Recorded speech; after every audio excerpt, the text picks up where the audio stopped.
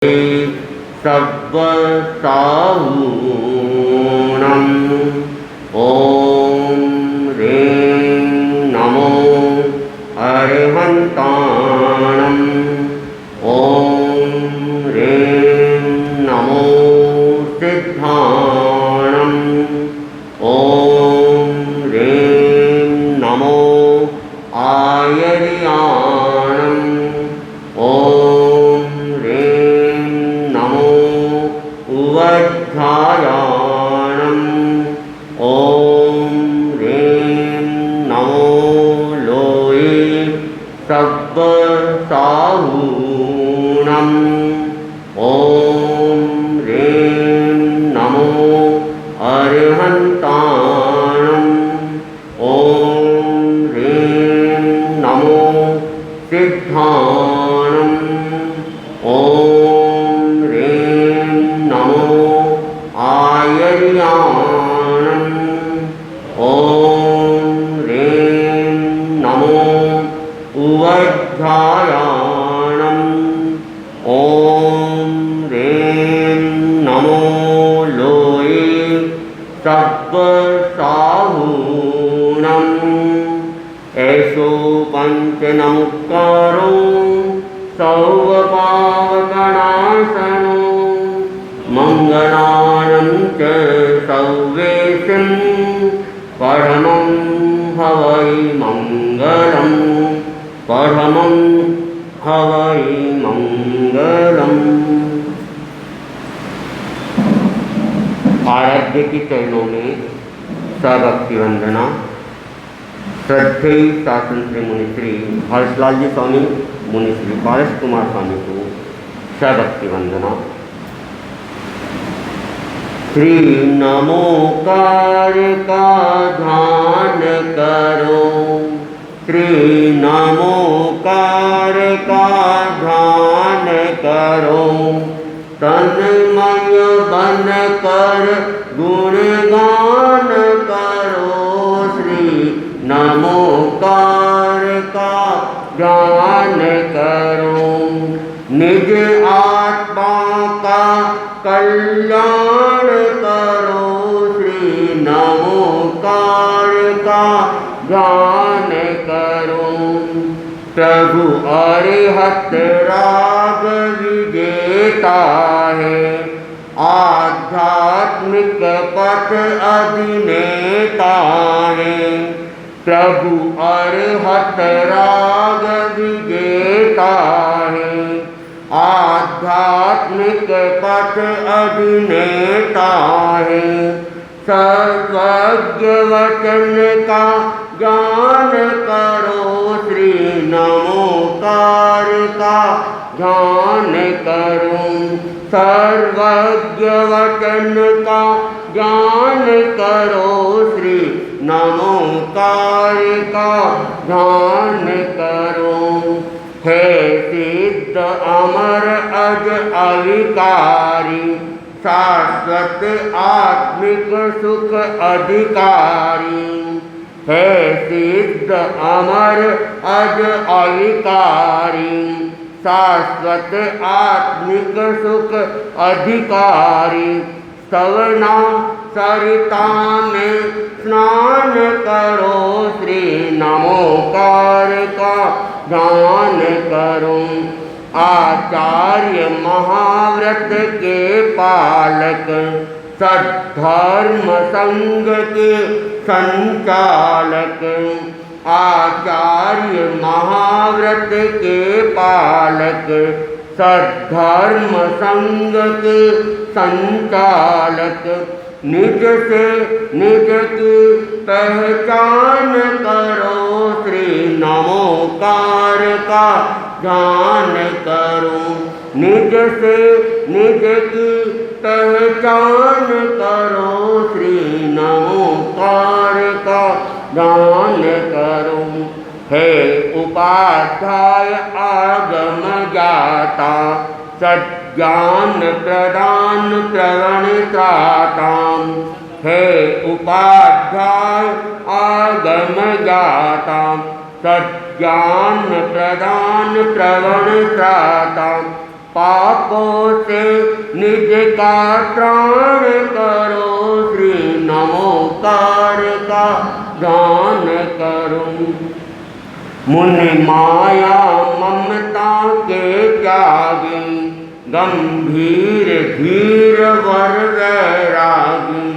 मुनि माया ममता के त्यागी, गंभीर धीर वर वैरागी। समता रस का सब पान करो, श्री नमोकार का ध्यान करो। तन्मय बन कर गुणगान करो, श्री नमोकार का ध्यान करो। निज आत्मा का कल्याण करो, श्री नमोकार का ध्यान करो। श्री नमोकार का ध्यान करो।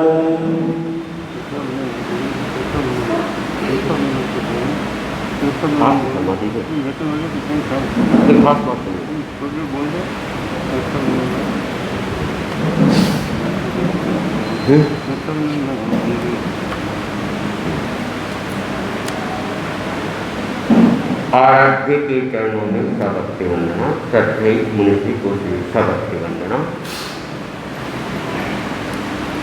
भारत विविधताओं से भरा हुआ देश है और यहाँ पर अनेक अनेक प्रकार के पर्व मनाए जाते हैं और यहाँ तक कहा जाता है कि हफ्ते में दिन तो 7 है, लेकिन पर्व 9 मनाए जाते हैं तो भी आश्चर्य नहीं, क्योंकि भारत के अनेक अनेक प्रांतों में कोई न कोई दिन किसी न किसी रूप में मनाया जाता है। आज श्रावणी पूर्णिमा है और उत्तर भारत के अंदर मुख्य रूप से इसे रक्षाबंधन के रूप में मनाया जाता है और भारत के विभिन्न भागों में आज का यह दिन दूसरे दूसरे अनेक नामों से भी आज के इस दिन को मनाया जाता है। कहीं कहीं इसे कजरी पूर्णिमा कहते हैं, कहीं इसे अवनी अविट्टम कहते हैं, कहीं इसे नारियल पूर्णिमा कहते हैं, तो कहीं इसे पवित्रोपाना भी कहते हैं। तो आज का ये एक ही दिन अनेक रूप में अनेक जगह मनाया जा रहा है और श्रावणी पूर्णिमा अपने आप में रक्षाबंधन के लिए प्रख्यात रही है और ये केवल वर्तमान में ही नहीं है बल्कि प्राचीन परंपरा से इस रक्षाबंधन का संबंध चलता आया है और प्राचीन काल के अंदर जो ऋषि मुनि होते थे, जंगलों के अंदर अपनी साधना करते थे, तो उन्हें भी सुरक्षा की अपेक्षा रहती थी, तो वे राजाओं को श्रावणी पूर्णिमा के दिन रक्षा सूत्र बांधते थे और राजाओं से रक्षा का वचन लेते थे। ब्राह्मण लोग भी क्षत्रियों को और वैश्यों को रक्षा सूत्र बांधते थे और उनसे उनकी रक्षा का वचन लिया जाता था। और प्राचीन समय में ऐसा भी माना जाता है कि पत्नियां भी अपने पति के बही खाते, दवा, तेल इनके रक्षा सूत्र बांधा करती थी। तो रक्षा सूत्र बांधने की अनेक अनेक कारण भी रहे, अनेक अनेक परंपराएं भी रही है और रक्षा सूत्र भी अनेक प्रकार के शास्त्रों के अंदर आते हैं। विप्र रक्षा सूत्र, गुरु रक्षा सूत्र, माता पिता रक्षा सूत्र, स्वस्त्री रक्षा सूत्र, वृक्ष रक्षा सूत्र, गोर रक्षा सूत्र आदि अनेक प्रकार के रक्षा सूत्र प्राचीन शास्त्रों में उल्लेखित है। और जो क्षत्रिय लोग थे वे अपने हथियारों के भी रक्षा सूत्र को बांधा करते थे। तो रक्षाबंधन का जो प्राचीन इतिहास है उसके लिए भी कहा जाता है कि एक बार देवराज इंद्र के साथ में असुर राज का युद्ध छिड़ गया। देवता और असुरों का युद्ध होने लगा और जब युद्ध हो रहा था काफी लंबा समय युद्ध में बीत गया और धीरे धीरे देवताओं की शक्ति क्षीण होने लग गई। ऐसा लगने लग गया कि देवता अब पराजित हो जाएंगे। देवराज इंद्र को चिंता होने लगी। देवराज इंद्र ने सोचा क्या करें, तो वह अपने गुरु, देवताओं के गुरु कौन है पता है आप लोगों को? देवताओं के गुरु कौन है? हाँ, बृहस्पति। बृहस्पति को हम गुरु कहते हैं। वो इसलिए कहते हैं कि वो देवताओं के गुरु है, इसलिए बृहस्पति को गुरु कहा जाता है। और असुरों के गुरु कौन है? हाँ, शुक्राचार्य। शुक्र भी गुरु है और वो दानवों के गुरु है, असुरों के गुरु है। लेकिन गुरु नाम से बृहस्पति ही प्रख्यात हुआ है, जबकि शुक्र और गुरु दोनों ही, शुक्र और बृहस्पति दोनों ही गुरु है। और जब आप लोगों के घरों में शादी ब्याह वगैरह होते हैं तो जो सावे देखे जाते थे, वर्तमान में तो पंडित लोग कोई भी सावा निकाल देते हैं, लेकिन प्राचीन समय में जो विधि विधान से सावे निकाले जाते थे उसमें एक विधान रहता था कि शुक्र और गुरु इनकी उपस्थिति जरूरी है, उनका उदय होना जरूरी है। अगर वे अस्त हो गए हैं तो फिर जितने समय तक दोनों में से एक भी अस्त है तब तक सावा नहीं निकलेगा। और उसी को जनरल भाषा में कहते हैं तारा लग गया, तारा अस्त हो गया। तारा लगना जो कहा जाता है, तो देवराज इंद्र बृहस्पति के पास जाता है, अपनी स्थिति बताता है और कहता है अब आपका ही सरना है, आप ही हमें कोई उपाय बताए कि हमारी रक्षा हो सके। तब कहते हैं बृहस्पति ने एक रक्षा सूत्र बनाने का विधि विधान बताया और उस विधि विधान के आधार पर इंद्राणी ने सावनी पूर्णिमा के दिन बीजों से विधि विधान करके एक रक्षा सूत्र तैयार किया और देवराज इंद्र के बाहु के अंदर, भुजा के अंदर वह रक्षा सूत्र बांधती है और उन्हें पुनः युद्ध के अंदर भेजती है। और एक नए उत्साह और नए जोश के साथ इंद्र पुनः युद्ध भूमि में जाते हैं और उस रक्षा सूत्र जो मंत्र और विधि विधानों से किया हुआ था उसके प्रभाव से उनकी विजय भी हो जाती है। और कहा जाता है तब से ही रक्षा बंधन मनाने का ये सावनी पूर्णिमा के दिन। और एक घटना सनातन परंपरा में और भी आती है। वासुदेव कृष्ण दरबार में थे, उस समय कहा जाता है द्रौपदी भी उस राज्यसभा में वहीं मौजूद थी और भी कोई रानियां वगैरह होंगे। और शिशुपाल के ऊपर वासुदेव कृष्ण का क्रोध उफन पड़ता है और गालियों की वो बौछारें करते जा रहा था।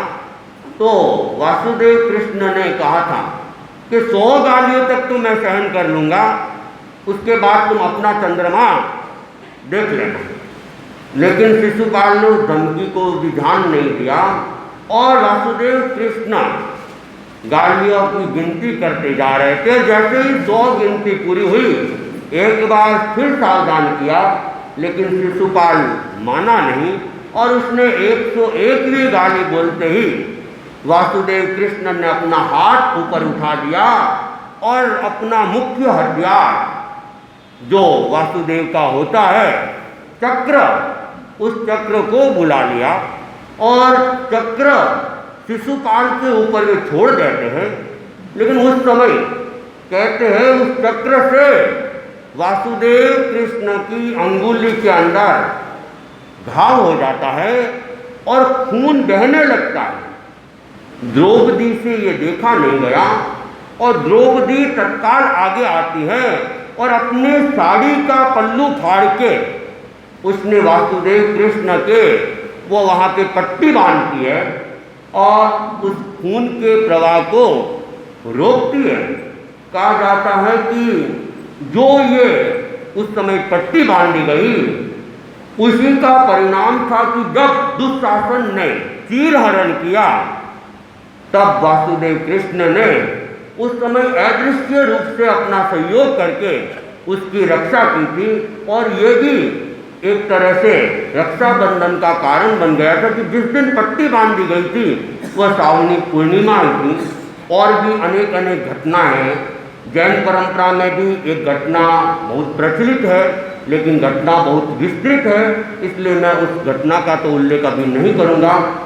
और आज हमारे सामने 14 भी है, आज पक्षी भी है, तो 14 का दिन तेरापन धर्म संघ में मुख्य रूप से हाजिरी के लिए निर्धारित है। तो मुनिश्री आज हाजिरी का वाचन भी करेंगे, तो मैं अपनी बात को यहीं पे विराम दे रहा हूँ। ओम हर हर।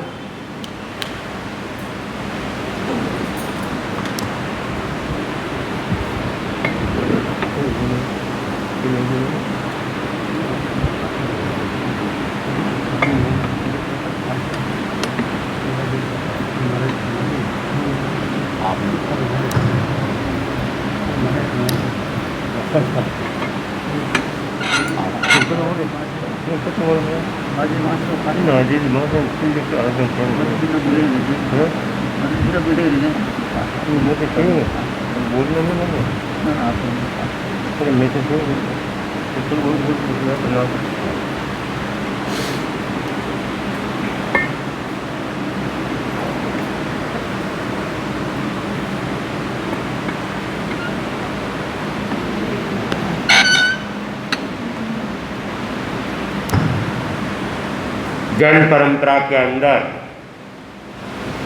एक घटना जो रक्षा के साथ में जुड़ी हुई है, घटना 20वें तीर्थंकर मुनि सुव्रत स्वामी के समय की आती है। उस समय उज्जैन के अंदर राजा श्रीवर्म राज्य करता था और उनका एक मंत्री था जिसका नाम नमूची आता है। श्वेतांबर परंपरा के अनुसार उस मंत्री का नाम नमूची था। दिगंबर परंपरा में वह नाम उसी नमूची का बलि रूप में उल्लेखित है। दिगंबर परंपरा में भी यह घटना मान्य है और श्वेतांबर परंपरा में भी घटना मान्य है, केवल मंत्री का नाम थोड़ा सा अलग अलग आता है। दोनों ही जगह घटना एक ही आती है। तो एक बार राजा श्रीवर्म के राज्य उज्जैन के अंदर विचरण करते करते सुव्रताचार्य पधारे थे और वे गांव के बाहर उद्यान के अंदर ठहरे हुए थे। प्राय प्राचीन समय के अंदर स्थानक, तेरापन भवन, उपाश्रय ये कम ही होते थे। औषधशालाएँ कहीं कहीं होती थी, पर प्राय जब बड़ा संघ होता था तो वे बाहर उद्यान वगैरह मिल जाता था जो निर्वध्य हो, साध्वाचार के अनुकूल हो, या फिर जंगलों में ही विचरण करते थे, वहीं पे विराज जाते थे। तो सुव्रताचार्य भी गांव के बाहर उद्यान में ठहरे हुए थे और राजा के पास में सूचना पहुंची। राजा धार्मिक विचारों वाला था और वह जैसे ही समाचार सुनता है तो उसने अपने अंतःपुर के अंदर सूचना करवा दी कि आज मुनिराज पधारे हैं तो हमें वहाँ दर्शन सेवा का लाभ लेना है। ये घोषणा अंतपुर में हो गई, मंत्रियों के पास भी चली गई, और जो उनके मित्र संबंधी थे उनके पास में भी। राजा जब जाता था तो वह अकेला नहीं जाता था, प्राय पूरे लवाजमे के साथ में जाता था, और एक राजा के कारण से अनेक लोगों को साथ में जाने से लाभ भी मिल जाता था। तो ये नमुची मंत्री, ये मंत्री क्या था, ये थोड़ा नास्तिक विचारों का था, और दूसरी बात जैन धर्म के प्रति तो इसके मन में अतिरिक्त ही द्वेष की भावना थी। जैसे कि राजा प्रदेशी का आख्यान चल रहा है, और राजा प्रदेशी भी एक समय क्या था, नास्तिक था। तो वैसे ये नमुची भी बड़ा नास्तिक विचारों का था। उसका मन नहीं था कि मैं वहाँ संतों के वहाँ जाऊँ, दर्शन करूँ, सेवा करूँ, लेकिन मजबूरी थी, राजा का आदेश था, और राजाज्ञा का उल्लंघन करने की क्षमता उसके पास में नहीं थी। तो वह बिना मन ही वह राजा के साथ में मुनिराज के दर्शन करने के लिए जाता है। तो जब वे लोग गए, उस समय जितने मुनि थे प्राय अपने ध्यान में लगे हुए थे, मौन में थे, स्वाध्याय में थे। तो कोई भी संत राजा और उनके साथ आए हुए लोगों के साथ में बात नहीं कर रहे थे। सबने दर्शन किए और वे अपनी साधना में मस्त थे। राजा ने ये सब देखा, राजा को आंतरिक प्रसन्नता हुई कि देखो कितने निष्क्रिय साधक संत है, कि इनको ये भी नहीं कि राजा आया तो उनके साथ विशेष बात करे, वो करे।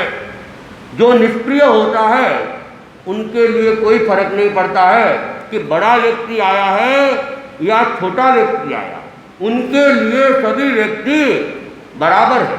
चाहे प्रधानमंत्री आ जाओ, चाहे मुख्यमंत्री आ जाओ, और चाहे सामान्य कोई व्यक्ति आ जाओ। अगर बोलना है तो किसी से भी बोल दो, और नहीं बोलना है तो कितना ही बड़ा व्यक्ति है, कोई फर्क पड़ने वाला। तो राजा इस घटना से बड़ा प्रसन्नचित्त हुआ। लेकिन वो जो नमुची था उसने राजा को फिर अब भड़काना चालू कर दिया कि महाराज ये जैन मुनि होते बड़े ढोंगी होते, और ये लोग कुछ जानते नहीं हैं, इसलिए ये चर्चा वगैरह नहीं कर सकते, ज्ञान की बात नहीं बता सकते हैं, इसलिए मौन का ढोंग करते हैं। कहा गया है मौनस्य मूर्खस्य आभूषण, कि मौन क्या है, मूर्खों का आभूषण है। जो व्यक्ति मौन मूर्ख होता है, कम समझदार रहता है, तो समय के मौन कर ले तो वो मौन भी उसके आभूषण का कारण बन जाता है, उसकी शोभा का कारण बन जाता है। और मूर्ख व्यक्ति बिना समय देखे बोलने लग जाता है तो फिर उसकी मूर्खता क्या है, सामने आ जाती है। इसलिए मूर्खों के लिए तो मौन क्या है, आभूषण है। तो ये लोग भी क्या है, कुछ जानते वानते नहीं है और ये ढोंग करते हैं। राजा कहते कानों के कच्चे होते, उनके ये दिमाग में बात जमने भी लग गई। इतने में एक संत थे श्रुत सागर, वो उधर से निकला और ये बातें उसके कानों में पड़ गई। तो उसको ये लगा कि ये तो ठीक नहीं हो रहा है, मुनि संघ की निंदा हो रही है, जैन शासन की निंदा हो रही है, इसका तो प्रतिकार होना चाहिए। वो वहाँ आता है और उस नमुची से चर्चा करता है, और अनेकांत के आधार पर नमुची के सारे तर्कों का उन्होंने खंडित कर दिया। और उस समय कहते हैं नमुची को वहाँ मौन होना पड़ा। उसके जो तर्क थे उन तर्कों को छोटा सा नवदीक्षित मुनि खंडित करता जा रहा था, और राजा के सामने नमुची देख रहा था मेरा क्या हो रहा है, अपमान हो रहा है।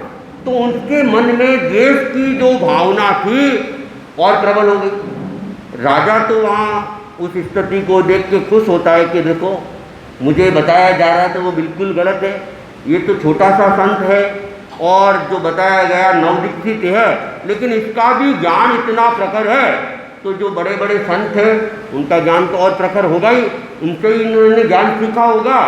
तो राजा तो प्रसन्न हो जाता है। राजा की धारणा जो बनने वाली थी वो बनने से पहले ही निर्मूल हो गई, लेकिन नमूची ने गांठ बांध ली। अब वह वहाँ से तो चले जाते हैं। रात के समय नमूची अपने अपमान का बदला लेने के लिए तलवार लेके आ जाता है। और रात को तो संत या तो कोई विश्राम करता है या ध्यान मौन करते हैं, और वह तलवार लेके आया और मुनियों की हत्या करने का उसने प्रयत्न किया। लेकिन तपस्या थी, साधना थी, और उसका प्रभाव था कि वो आभा मंडल में कोई शासन देवता उपस्थित हो गया, और जैसे ही उसने तलवार उठाई और उसका जो मुख मुद्रा एकदम क्रूरतापूर्ण बनी हुई थी, शासन देव ने अपनी शक्ति से उसे वहीं पे स्तंभित कर दिया। अब न तो वो हिल पा रहा था और न तलवार चला पा रहा था। वह एकदम पत्थर की प्रतिमा की तरह स्तंभित हो गया। सवेरे सवेरे लोग आते हैं और उसको इस तरह तलवार उठाए हुए देखते हैं, चेहरे पर एकदम क्रोध की भावधारा देखते हैं, और लोग समझ जाते हैं कि ये संतों को मारने के लिए आया था, संतों की हत्या के लिए आया था। लेकिन उनकी हत्या तो नहीं हुई, और संतों की साधना के प्रभाव से ये स्तंभित हो गए। समाचार राजा के पास पहुंच जाते हैं। राजा भी वहां आता है और स्थिति को देखता है। राजा को बहुत बुरा लगता है, राजा को भी गुस्सा आ जाता है, और राजा उसे देश निकाला दे देते हैं। उसके बाद में वह जो स्तंभन की शक्ति थी वह धीरे धीरे शांत हो जाती है, और उसे राज्य छोड़ के जाना पड़ता है। तो वह फिर उज्जैन को छोड़कर हस्तिनापुर में जाता है, और हस्तिनापुर के अंदर उस समय राजा पद्म राज्य कर रहा था, और बहुत बाद में वही राजा पद्म चक्रवर्ती भी बनता है। लेकिन जब ये गया था उस समय राजा पद्म एक सामान्य राजा के रूप में ही था, और वह अपनी बुद्धि बल से वहाँ पर उसने काम ले लिया, और उसको वहाँ प्रधानमंत्री भी बना दिया गया। और हस्तिनापुर के राजा पद्म का एक शत्रु था सिंहरथ नामक राजा, और बार बार पद्म राजा को उनसे मुँह की खानी पड़ रही थी, पराजित होना पड़ रहा था। लेकिन ये जब नमूची वहाँ गया, नमूची ने कुछ उपाय बताए, और उस उपाय से राजा पद्म ने सिंहरथ के ऊपर आक्रमण किया और विजय प्राप्त कर ली। तो राजा पद्म इस नमूची के ऊपर प्रसन्न हो गया, खुश हो गया, और खुश होकर कहा तुम मेरे से कोई वर मांग लो। तो नमूची बुद्धिमान तो था ही, उसने कहा आपने मेरे पर बड़ी कृपा की और आपने मुझे वर दिया है, लेकिन मैं इस वर को आपके भंडार में सुरक्षित रखता हूँ। जब समय आएगा तो मैं इसको भुना लूँगा, इसका उपयोग कर लूँगा, और मुझे कुछ मांगना होगा तो मैं मांग लूँगा। अभी तो मुझे कोई अपेक्षा नहीं है। तो वह वर सुरक्षित रह गया। सुरक्षित रखने की परंपरा भी थी, आप लोगों ने अनेक बार सुना होगा रामायण के अंदर। कैकेयी ने भी दशरथ से क्या कहा था, मेरे वर आपके भंडार में सुरक्षित रखो, समय आएगा तो मैं मांग लूँगी। तो वैसे ही इस नमूची ने भी वो वर सुरक्षित रखवा दिया, और कालांतर के अंदर वही सुव्रताचार्य विचरण करते करते करते कहाँ आ जाते हैं, उस हस्तिनापुर में आ जाते हैं। और ये समाचार राजा पद्म के साथ साथ प्रधानमंत्री नमूची को भी मिल जाता है।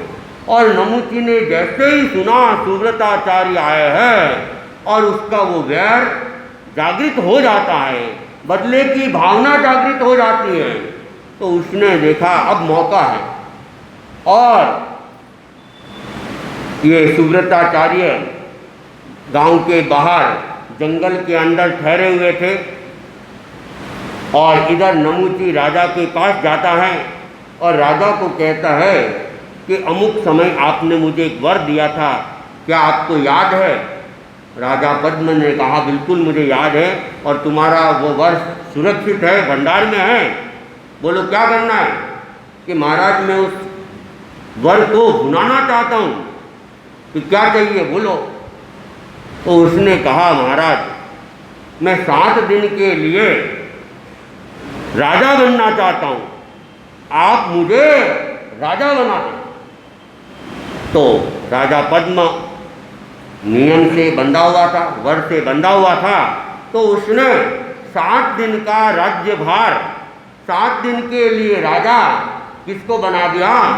नमूची को बना दिया, और खुद निवृत्त होकर अंतपुर में जाके विश्राम करने लगा।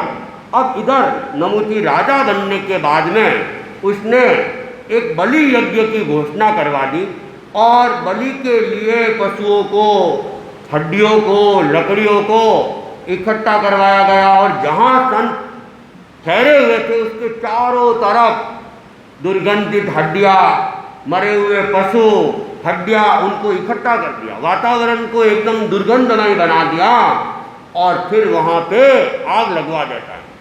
चारों तरफ आग, और बीच के अंदर संतों ने भी देखा उपद्रव आ गया है, लेकिन संत साधनाशील थे और उन्होंने देखा कोई न कोई उपद्रव है, तो जब तक उपद्रव है हम क्या करें, सागारी संतारा कर लें। और उन लोगों ने सागारी संतारा किया। अगर ये उपद्रव शांत होता है तो शांत होने के बाद तो हमारे छूट है, अन्यथा जीवन भर के लिए तीनों आहार के त्याग। तो वह त्याग कर लिए और कायोस्वर्ग में लीन हो गए, और अपने आप में, अपनी अंतर आत्मा में लीन हो गए, समता में लीन हो गए। किसी के प्रति उनके मन में दुर्भावना नहीं आ रही थी, लेकिन नगर के अंदर हाहाकार मचने लग गया। उधर जब ये उपद्रव हुआ तो एक और अन्य संघ में एक संत, उनको अपने ज्ञान से पता चल गया और एकदम वो चित्कारा, चिल्लाया। तो आचार्य ने देखा क्या बात है, तो उन्होंने भी ध्यान लगाया और ध्यान लगा के बताया कि वहाँ तो उपद्रव हो रहा है और संतों के ऊपर एक ईश्वर आया हुआ है। तत्काल उस छोटे संत को कहा कि वहाँ तो स्थिति विकट है। तो उस शिष्य ने कहा कि इसका बचाव का कोई उपाय है क्या?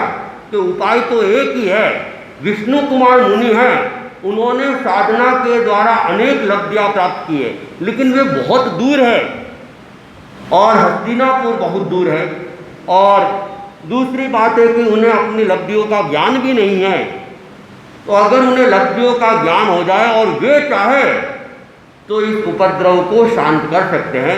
तो वो छोटा मुनि, उसने गुरु से आज्ञा ली और अपने लब्धि का प्रयोग करके वो वहाँ विष्णु कुमार मुनि के पास में जाते हैं और उनको कहते हैं कि आपके भाई के राज्य के अंदर इस तरह से संतों को सताया जा रहा है और संतों को मारणांतिक कष्ट दिया जा रहा है।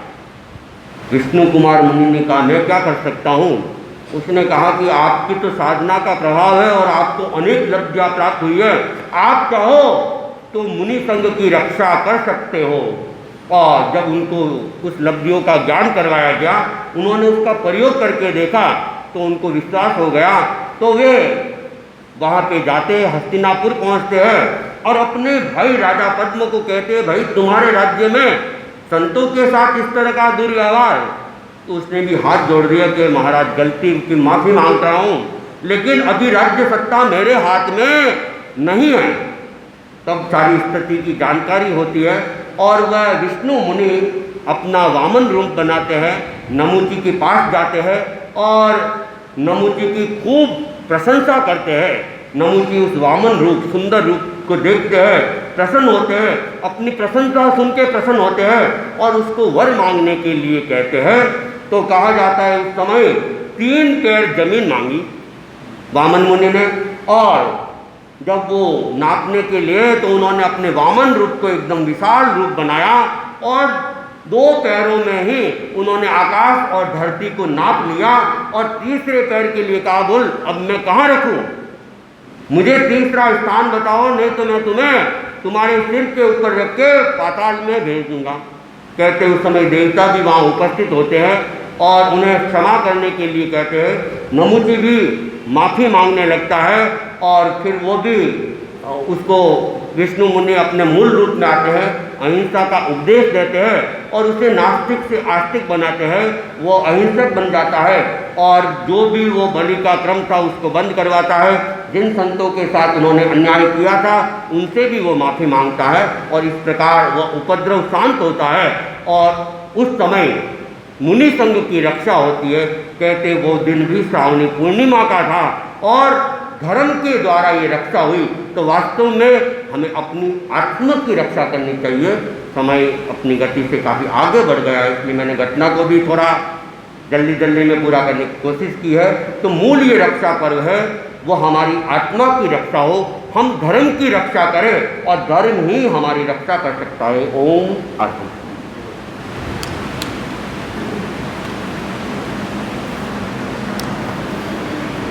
परमाराध्य पूज्य गुरुदेव को वंदन। आदरणीय मनीषी पवन कुमार जी, आदरणीय मनीषी यशवंत कुमार जी, भाइयों और बहनों, आज चतुर्दशी का दिन है। रक्षाबंधन तो है ही, परंतु चतुर्दशी भी है। तो चतुर्दशी के दिन हारी का वचन किया जाता है। हारी मुख्य व्यायाम का वचन और प्रशासन का सूत्र इसमें आ गया है। प्रशासन के सूत्र के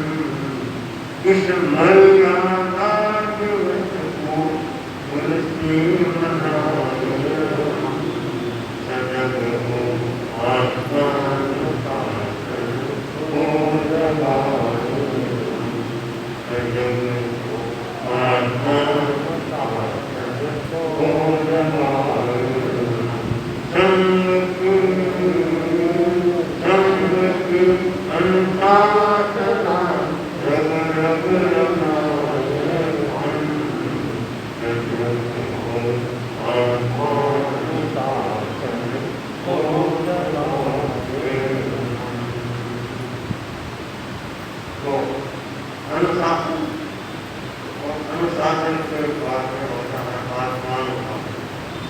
अनुशासन को ऊपर से किया जाता है तो आत्मानुशासन स्वयं से विहित किया जाता है। तेरा संग में सब आत्मानुशासित करते हैं और संघ की जो मर्यादा है उस मर्यादा को आत्मा के साथ विवाह करते हैं और उसे उसका पालन भी करते हैं।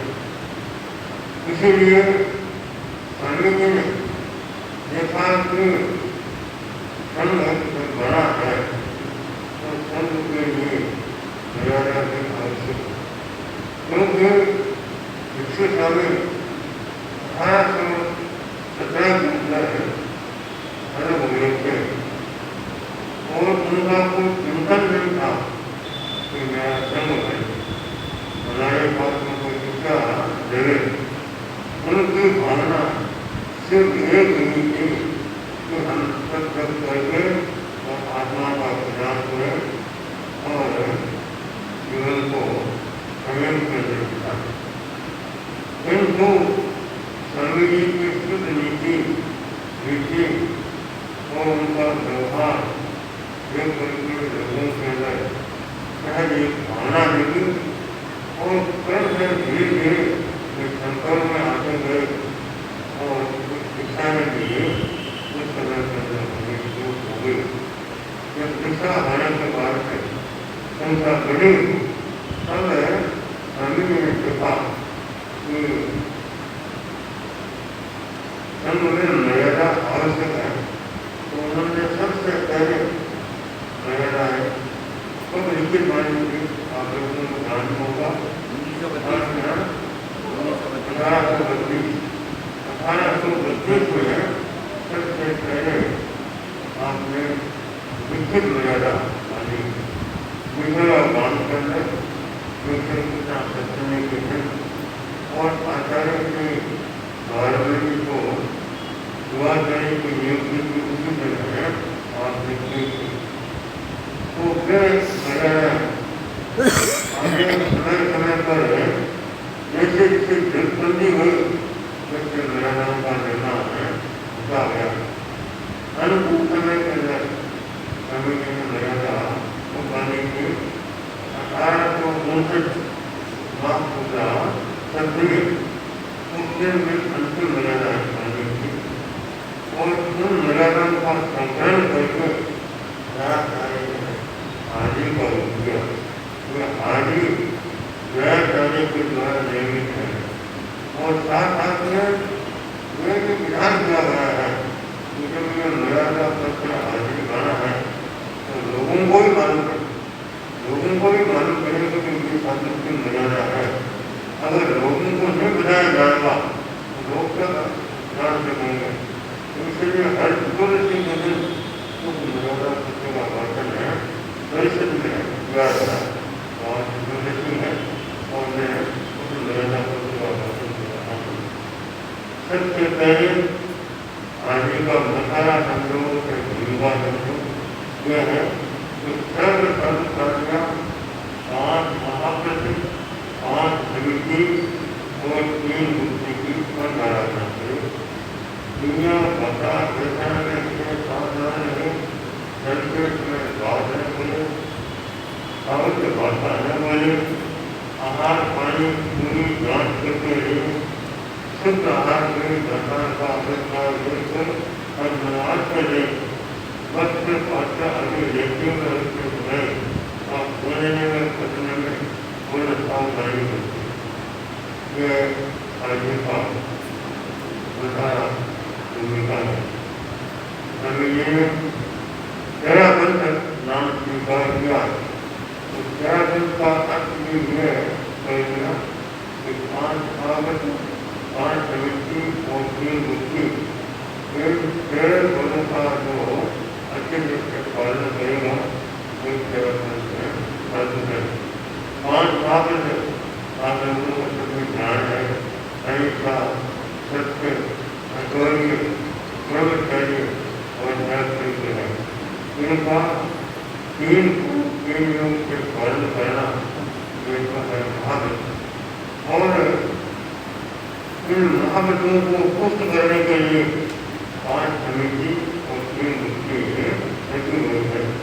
उनको प्रवचन माता भी कहते हैं। आज प्रवचन माता, तो यह प्रवचन माता पहले यह समिति है, यह समिति एक करके चलना, दूसरी समिति है चार लोग जीवन बोलना, तीसरी समिति है आहार पानी की पूरी जांच करके लेना, चौथा सत्य पात्र रहने सावधानी होना, और पांचवी परिवर्तन समिति इसका भी पूरा ध्यान रखना।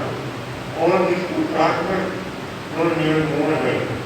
ये नियम है प्रतिलेखन और प्रतिक्रमण।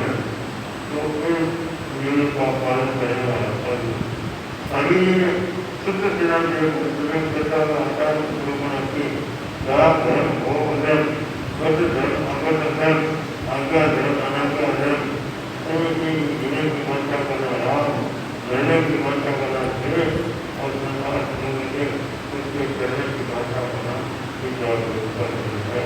ये सभी ने चिंता की है। इसके साथ में हमें यह देखा कि संघ में जो साधना करते हैं उनको न्याय मिले, संविभाग मिले और संभाग मृत्यु हो, इसलिए मर्यादा बनी 5 मर्यादा मुख्य है। सर्वशास्त्रियाँ एक आचार्य का अध्ययन मिले, विवाह प्रसंगा आचार्य का अध्ययन मिले, अपना अपना शिक्षा बनाए, आचार्य के योग्य व्यक्ति को शिक्षित करे, शिक्षित करने के कोई आयोजन दे उसके बल बने, आचार्य अपने गुरु वर्ग को अपना उत्तराधिकारी करे तो सब कर्तव्य इसमें चाहे स्वीकार करे। ये 5 मर्यादा तो मुख्य है। इसके साथ में तो इसमें भी किस प्रकार की मर्यादा है उनका भी वर्णन सुना जाता है। तो एक मर्यादा है कि कोई साधु शास्त्र में अगर दोष देते तो सरकार उसको सावधान करके, अगर वो नहीं माने तो गुरु को क्या करते हैं निवेदन करके श्रावक का प्रसिद्ध भी होता है तो प्राचित जाकर के शुद्ध गए वो श्रावक का प्रसिद्ध है, परंतु लोगों के सामने उसकी बात करने का प्रसिद्ध करना है। दूसरा रहने का गुरु ने करने पर जाओ और लोगों के को बड़ी आयो तो दोस्त को भी नहीं करना, लोगों गुरु को नहीं करना और लोगों में जाकर को प्रचार करना, ये श्रावक का काम है नहीं है। फिर संघ में कहा कि संघ में जितने भी सब आदमी है उसकी जाति को लेकर के और कभी किसी को बहुत जवान है नहीं कहे।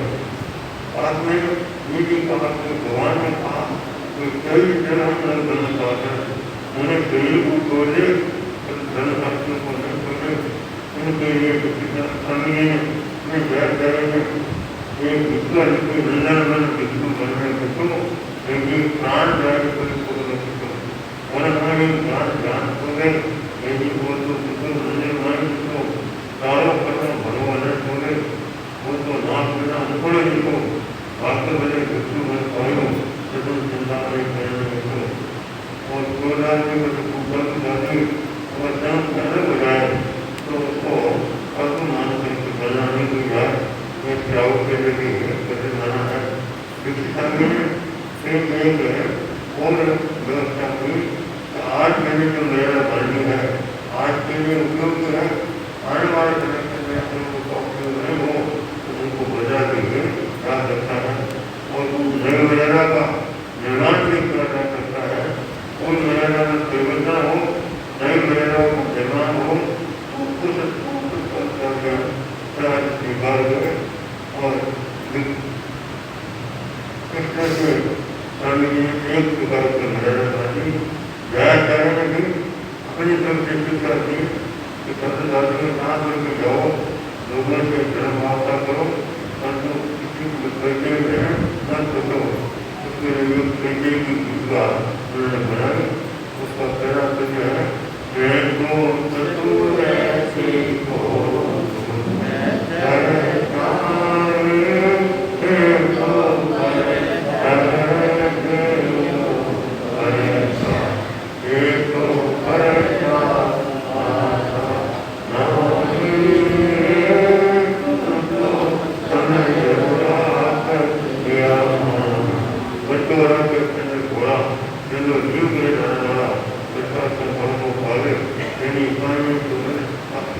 કોઈ જોવાનું કરે જગત સમજ ગયો તો એને પીઠ ભરવાનું પૂરી ગણપતિ પૂરી પૂરી ભગવાનને જોડે અને જ્ઞાન નહીં મળે તો સુખનો ઉપાયો બે ગણપતિને જાણ્યો પટાવાળાની ભાવના ભાવે જાણે કશું સ્વભાવ આવે આવ્યો તે વિરોધ કરે છે જાણે જળની નમન કરશે ઉંગળી ઉપર ઉગડી છે નસીબ શાસન છે પ્રથમ નગારા બોલાવ્યો પટાને ઘેરી સંભાળ્યો प्रत्येक ने इस आदमी का आगे गुजरात किया है कुछ शास्त्रीय जन है ये हाथ को इनका बजे करे साकार और ज्ञान के अंदर अपने आप को भावित करे वहाँ पर जब व्यक्ति मुक्ति गणित के छोटी बड़ी सभी प्रेरणा का पालन करने वाला वाणी आचार्य का आराधना करता है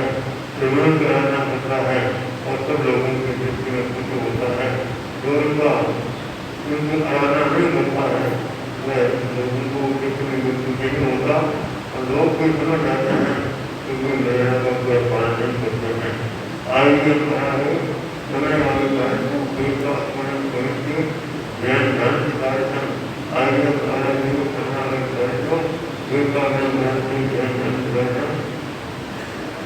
मनोवयम भक्तवयम ज्ञान कार्य जो आया है मनोगत भावों को दान करके वचन से स्वीकार करे और काया से संपादन करे सुनी शब्द का ये काम है तो अंत में आगे का जो उपसंहार है विभिन्न शब्द साधना आज्ञा मर्यादा आचार्य गण और धर्म के प्रेम भगवान की आराधना करे और धर्म शास्त्र की गौरव वृद्धि करे कुछ बोध है आनंद सम्मान आराधिसामि आनंद सम्मम आराधिसामि नेरम सम्मम पारयिसामि नेरम सम्मम पारयिसामि आर्यम सम्मम आराधिसामि आर्यं सम्मम आराधिसामि वनं सम्मम अनुभविसामि वनं सम्मम अनुभविसामि सम्मम न कयामि जयिसामि सम्मम न कयामि जयिसामि ज्ञानं शरणं गच्छामि ज्ञानं शरणं गच्छामि ज्ञानं शरणं गच्छामि ज्ञानं शरणं गच्छामि आर्यं शरणं गच्छामि आर्यं शरणं गच्छामि वनं शरणं गच्छामि वनं शरणं गच्छामि सम्मं शरणं गच्छामि धम्मं शरणं तो ये मर्यादा करते हैं संक्षेप में आज आपको सुनाया इसको साथ में एक लेख करते हैं मैं लेख पुस्तक में आपको चीजें बोलते हैं तो अभी बचत के अंदर लोगों को सामने बोलते हैं मैं करेंगे मतदान परिमाण अभी पूर्व सरकार का परिमाण अगर के बारे में कहा कि पेशा में आप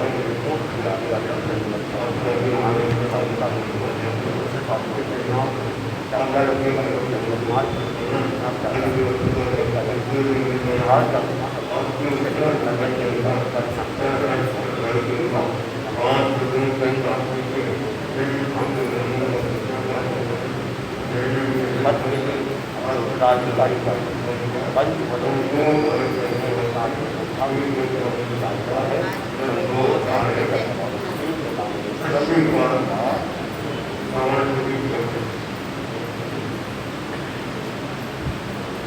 आज के उपवास पटकने वाले खड़े खड़े उपवास पटक ले 14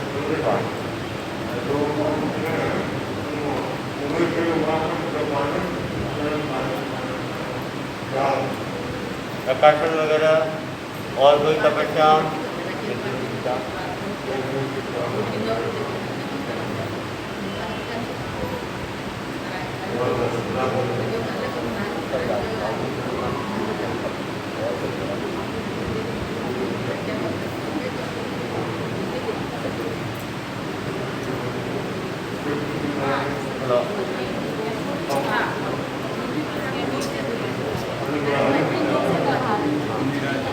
आज के लिए आलू गड़ा के खाने के चार